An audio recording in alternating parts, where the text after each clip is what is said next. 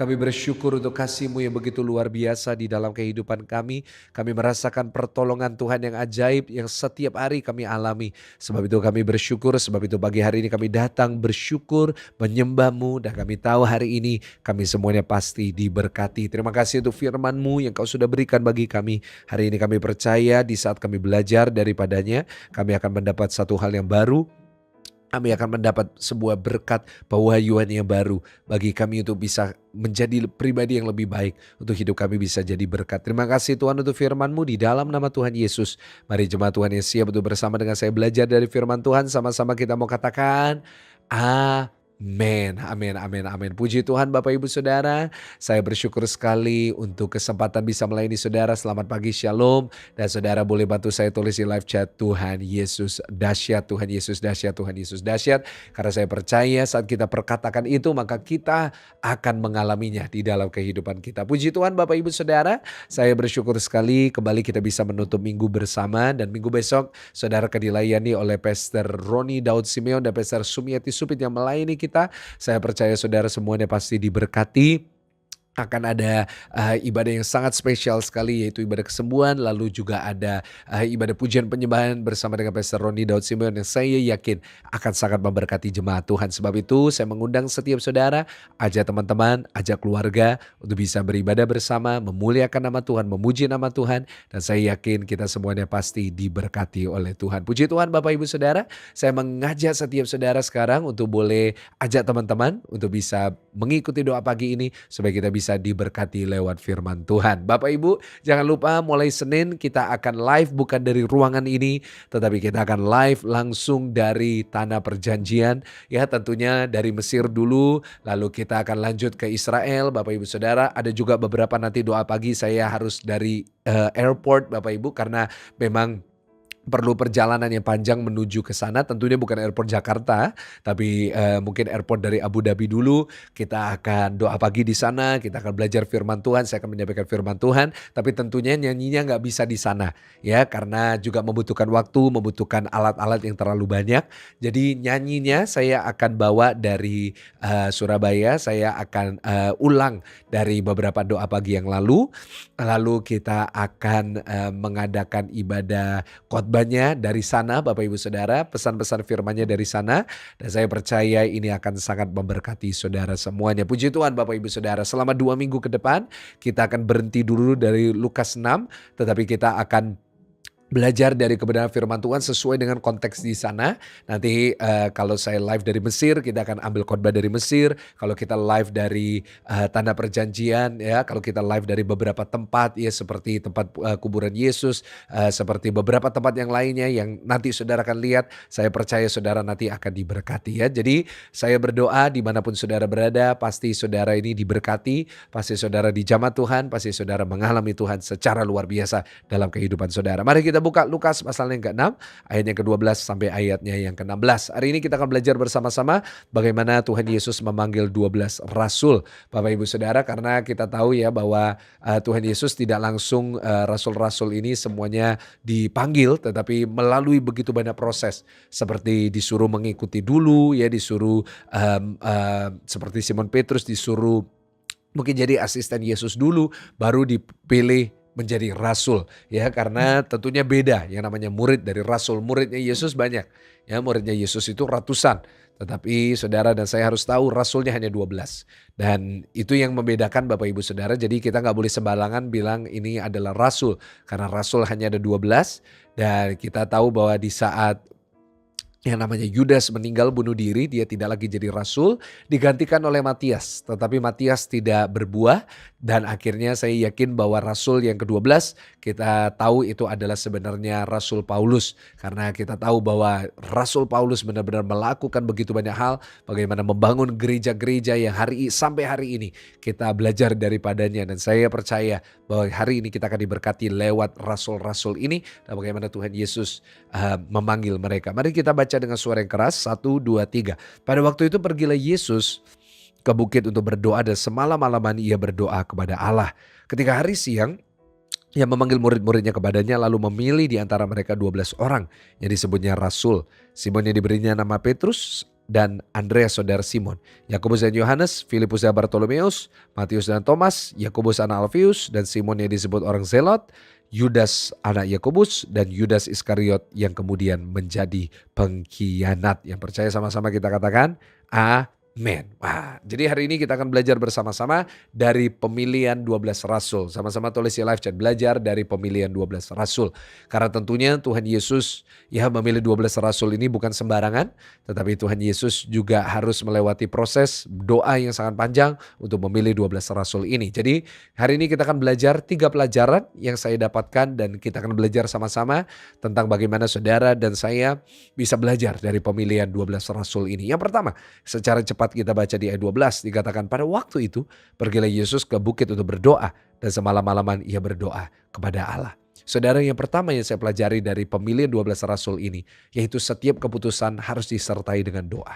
Tulis di live chat, keputusan harus disertai dengan doa. Ini merupakan satu hal yang sangat penting sekali. Apapun keputusan yang kita akan berikan hari ini, apapun keputusan yang akan kita buat hari ini, tentunya harus memiliki dasar yaitu doa. Di sini kita membaca bagaimana Tuhan Yesus akan melakukan sebuah keputusan, membuat sebuah keputusan yang sangat-sangat besar yang akan mempengaruhi 3,5 tahun di dalam pelayanannya. Di mana 12 orang yang akan dipilih ini akan menjadi wakil-wakilnya Yesus dan akan pada akhirnya membangun gereja-gereja di seluruh Asia, di seluruh Eropa, dan sampai dengan hari ini gereja itu masih bisa terlihat. Ya, dan keputusan ini tidak mungkin tergesa-gesa. Keputusan ini tidak mungkin juga ya dibuat secara ngawur, secara random. Ya, bukan berarti di dalam hidup kita ini kita semuanya kita pilih secara random karena kita tahu bahwa semuanya itu sesuai dengan kehendak Tuhan. No, tetap kita harus merencanakan, tetap kita harus berhikmat karena firman Tuhan berkata kita diberikan hikmat oleh Tuhan. Ya, sebab itu Bapak Ibu Saudara, kita di dalam kehidupan apapun keputusan yang harus kita buat di dalam rumah tangga kita, masa depan kita, pekerjaan kita, tempat tinggal kita, apapun keputusan itu haruslah kita itu bawa di dalam doa. Saya masih ingat dengan salah satu ayat di dalam surat Yakobus. Yakobus mengatakan bahwa sebelum kamu buat rencana jangan lupa melibatkan Tuhan. Jangan saudara berkata, oh kita akan pindah ke kota itu, kita akan mendapat untung. Tetapi apapun yang kamu perbuat, katakan seperti ini. Jika Tuhan menghendakinya. Ya, kalau Tuhan yang menghendaki. Saudara, karena itu apapun yang kita mau lakukan, apapun yang akan kita perbuat, sebelum kita mulai sesuatu, sebelum kita melakukan apapun, pastikan saudara dan saya itu bawa kepada Tuhan, dan kita katakan kepada Tuhan, dan kita sampaikan kepada Tuhan semua aspirasi kita, semua keinginan kita, doa kita, harapan kita, dan kita katakan kepada Tuhan, Tuhan sesuai dengan kehendak-Mu yang jadi. Di sini kita melihat begitu luar biasa Tuhan Yesus. Tuhan Yesus penuh dengan hikmat. Tuhan Yesus itu adalah Tuhan. Dia bisa melakukan apapun. Dia bisa melakukan begitu banyak mujizat. Tetapi tetap dia berikan teladan yang luar biasa buat kita. Sebelum dia buat keputusan 12 orang yang menjadi wakilnya, dia pun harus bawa di dalam doa. Saya rasa bahwa banyak orang hari-hari ini melupakan doa di dalam proses pembuatan keputusan mereka. Mereka membuat keputusan seringkali hanya berdasarkan nafsu. Ya, banyak orang membuat keputusan hanya berdasarkan keinginan belaka. Hanya berdasarkan mungkin kedagingan atau bahkan yang lebih parah. Banyak orang membuat keputusan karena ikut-ikutan. Oh Pak, yang ini melakukan ini. Pak, yang ini melakukan ini. Ya, semuanya melakukan, ya udah saya ikut. No, apapun keputusan, apalagi keputusan penting Bapak Ibu Saudara ya. Dan yang mempengaruhi keuangan, yang mempengaruhi kehidupan, yang mempengaruhi masa depan. Tentunya kita harus bawa dalam doa. Saudara, sebelum apapun yang saya lakukan, selalu saya bawa dulu dalam doa. Sebelum saudara dan saya melakukan apapun itu, ayo pastikan kita ini merasa diri kita ini terbatas. Orang kalau buat keputusan tanpa tanya Tuhan, itu merasa dirinya itu hebat. Merasa dirinya gak ada batasnya. Merasa dirinya itu sakti. Padahal sebenarnya kita ini sangat terbatas. Firman Tuhan berkata di dalam Yakobus, kita ini seperti uap. Ya, kita ini satu hari kelihatan, besoknya gak kelihatan lagi. Hari ini belajarlah dari firman. Belajarlah dari kebenaran yang Tuhan Yesus berikan kepada kita. Bahwa sebelum apapun yang kita lakukan, dari hal yang paling kecil sekalipun, belajar untuk kita serahkan kepada Tuhan dan bawa di dalam doa. Bahkan firman Tuhan berkata di ayatnya yang ke-12 ini, semalam-malaman Tuhan Yesus berdoa. Bayangin, sepanjang malam. Kita aja kadang-kadang doa 5 menit aja gak bisa sebelum membuat keputusan. Saya selalu bersyukur kalau diajak oleh jemaat untuk mendoakan sebuah opening ya. Saya selalu senang saat diajak oleh jemaat. diminta untuk mendoakan pembukaan restoran, pembukaan usaha. Ya, kenapa? Karena saya lihat bahwa ketika orang ini sebelum mulai usaha doa dulu. Itu benar-benar mereka mengandalkan dan melibatkan Tuhan. Dan saya berdoa saudara juga lakukan hal yang sama. Ya, yang kedua hari ini kita baca sama-sama dikatakan apa? Ketika hari siang ia memanggil murid-muridnya kepadanya. Lalu memilih di antara mereka 12 orang yang disebutnya rasul. Simon yang diberi nama Petrus dan Andreas saudara Simon, Yakobus dan Yohanes, Filipus dan Bartolomeus.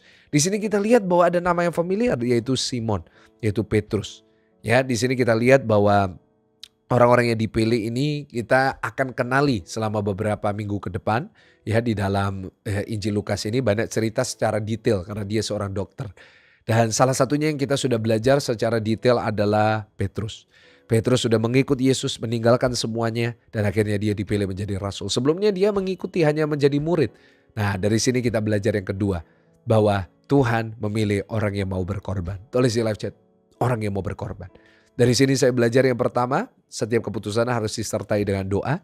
Dan yang kedua, yaitu Tuhan memilih orang yang mau berkorban. Orang yang mau berkorban paling banyak. Orang yang mau berkorban tentunya buat Tuhan paling banyak.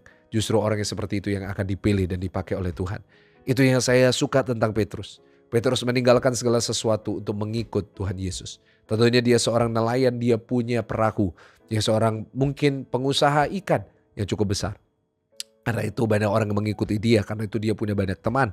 Saudara, dia punya potensi di dalam pekerjaannya itu, tetapi dia rela meninggalkan semuanya demi mengikut Yesus. Dan kalau kita lihat bahwa Petrus bukan hanya setia 1-2 bulan, tetapi melewati berbulan-bulan. Ya, melewati Tuhan Yesus mengajar di setiap kota-kota. Melewati di mana Tuhan Yesus melakukan begitu banyak mujizat. Dan ini mungkin sudah jalan lebih dari setahun. Ya, berjalan begitu lama. Apa yang terjadi? Petrus tetap setia. Petrus tidak kembali ke kehidupan yang lama dan dia mau berkorban. Dia meninggalkan semuanya. Saudara, saya berdoa kita semuanya belajar untuk berkorban.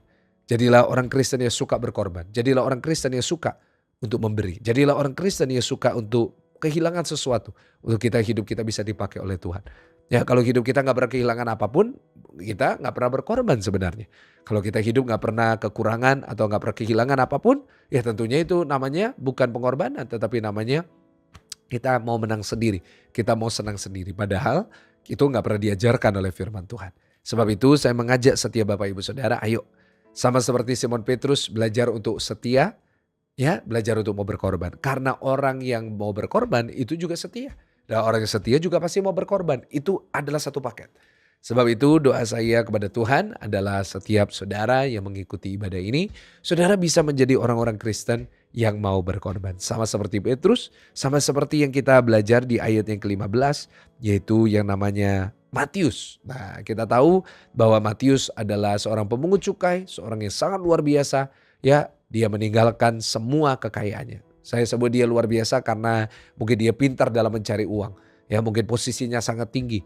Mungkin dia merupakan orang yang punya pengaruh besar seperti yang kita sudah bahas. Ya, dan kita melihat bahwa dia rela meninggalkan semuanya itu. Tentunya 12 orang ini tidak mungkin sembarangan. 12 orang ini tentunya adalah orang-orang yang rela melakukan sesuatu yang lebih buat Tuhan. Dan doa saya, kita pun di dalam kehidupan kita juga bisa melakukan hal yang sama. Di mana kita rela untuk kehilangan sesuatu, rela untuk setia, rela untuk keluar tenaga, keluar uang, keluar segala hal untuk saudara dan saya bisa memuliakan nama Tuhan. Saya belajar itu dalam pelayanan saya. Saya terus mau berkorban.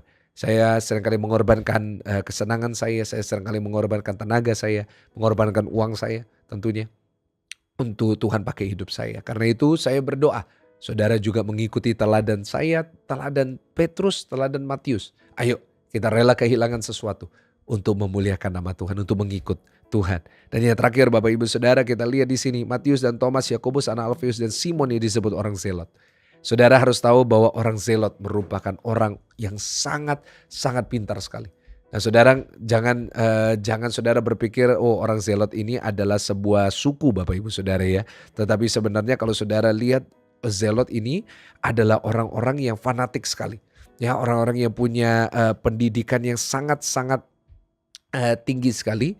Mereka adalah orang-orang yang giat sekali dan mereka sebenarnya adalah orang-orang yang sangat diperhitungkan. Dan kita tahu bahwa sebenarnya yang namanya orang Zelot ini seharusnya tidak mengikuti Tuhan. Tetapi Ini adalah orang-orang yang sebenarnya memberontak terhadap terhadap pemerintahan Roma, dan tentunya ya mereka merupakan orang-orang yang kehilangan banyak juga di dalam hidupnya. Dan saya berdoa bahwa kita juga menjadi orang-orang seperti Zelot ini, sama seperti Simon yang disebut orang Zelot ini, yaitu apa? Yaitu kita orang yang radikal untuk Tuhan. Sama-sama tulis di live chat, radikal untuk Tuhan. Yaitu saudara dan saya harus all out buat Tuhan.